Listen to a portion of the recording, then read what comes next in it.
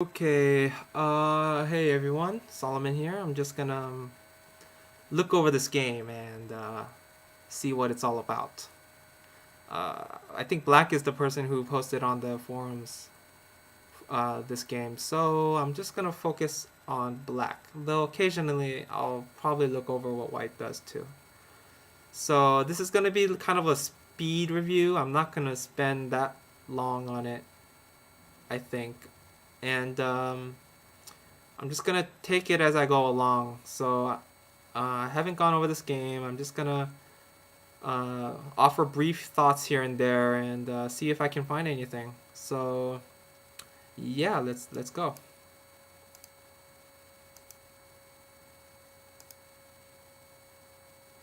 This is already interesting. You don't really get to see this move now that much these days in the pro world. Though I did see, I think it was Choi Chulhan 9 Dan Pro who played this move in a big international game pretty recently. So I mean, it's still played here and there, but kind of miss it.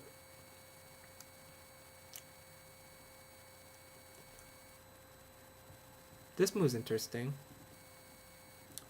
Usually White wants to play here because it's easier to settle on the third line and on the fourth line. Um, if Black goes this way, White can just go this way, and if White goes this way, then White can just go this way. It means it's easier to settle on the third line than the fourth line. But while playing on the fourth line does offer does make it easier to move out to the center. Um, after Black plays R12, there's not what exactly is White going to do with this stone? If White just kind of treats it as he would with R10 and tries to make a base, well, he can't really make a base because now Black has S10 and there's nothing here for White anymore. So it's kind of skeptical. Um, I even wonder if a pro even played this move at all. Uh, just for the very reason I offered. It just seems very bizarre. Probably find, I don't know. I'd be surprised if I even found one pro who played this move. So yeah, first probable mistake right there in the game. Though this move seems a bit timid, I would probably play here to force a response from White. See what White wants to do with this stone. Puts more pressure on it. Yeah. So he just kind of tries to make a base, but as I said, it's even from this far, S10 just sucks the base right out of it. So White's position here is a bit awkward. So let's keep going.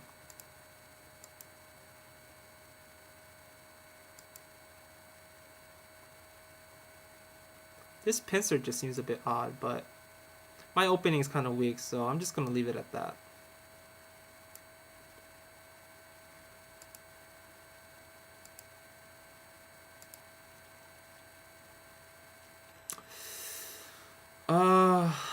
Wow. I don't think this move is so great. D7 or I'm blind C7, because Black can just yeah, Black can just dive into this corner, and White's just gonna end up over concentrated. Like if he plays like this, you know, his position here doesn't look so great, especially with the placement of D9. So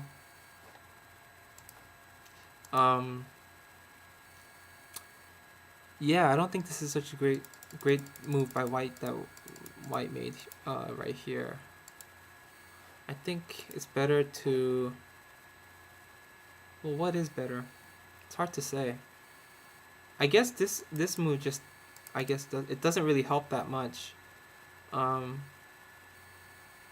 Without this exchange, it's easier to make this move, but after this exchange, it's harder to make this move for the very reason I gave earlier. So it's hard to find a good move for White after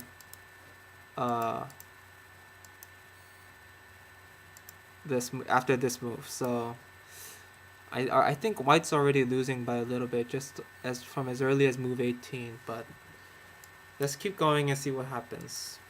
I noticed that when I played the corner variation, up to here is actually what happened in the game, but white played this move instead.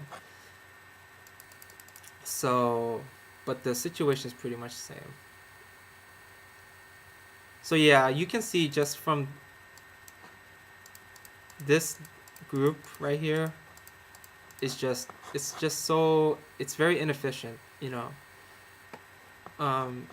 You can't, white is gonna have a really hard time utilizing the thickness here when black has these two stones that kind of restrict its horizon. So white's position is already not that great.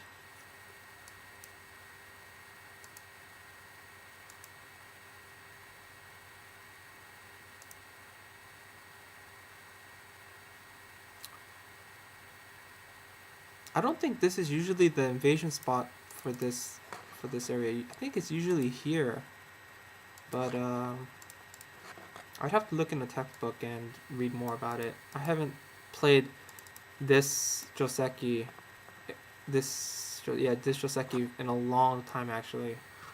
So yeah.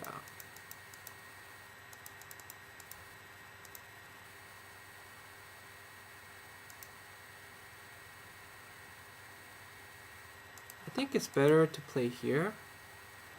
It does give white the option of wait.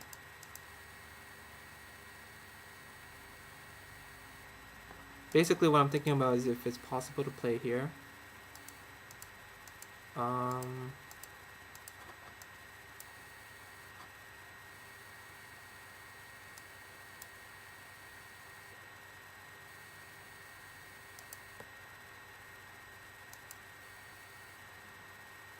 Oh, there's something about this doesn't feel right.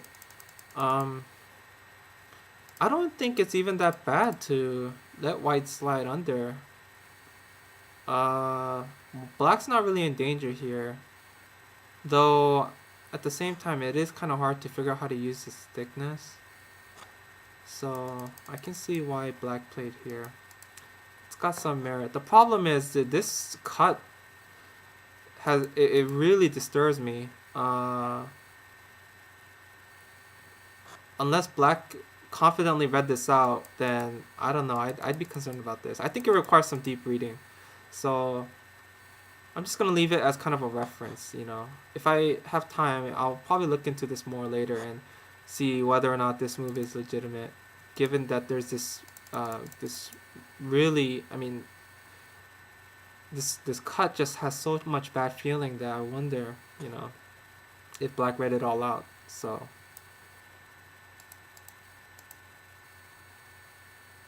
this move's a bit small, I think. The top isn't really that interesting because white's solid here and black's solid here. So this area is just not the best place to cultivate for either side. But if you look at the whole board, I think they're already kind of starting to run out of big points. So I don't think this is the biggest move though. I think there's other big moves elsewhere. Like for white to reduce in this area. So, but let's keep going.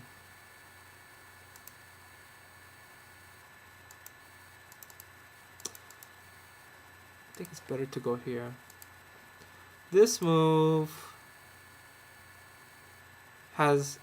leaves this cut problem. White can't, I don't think black can exploit it immediately like this. But it does, just from that sequence I showed you, make this move sente. So with this move, it helps actually a lot in reducing the amount of bad audrey that these two stones have. So now it may even be possible for black to not just secure the cut like this, but with this move too. Though I think it's also okay just to go here as well. So, but this move is quite big. It is quite big. So, and to get it in sente is even better. So I think for black to go here immediately.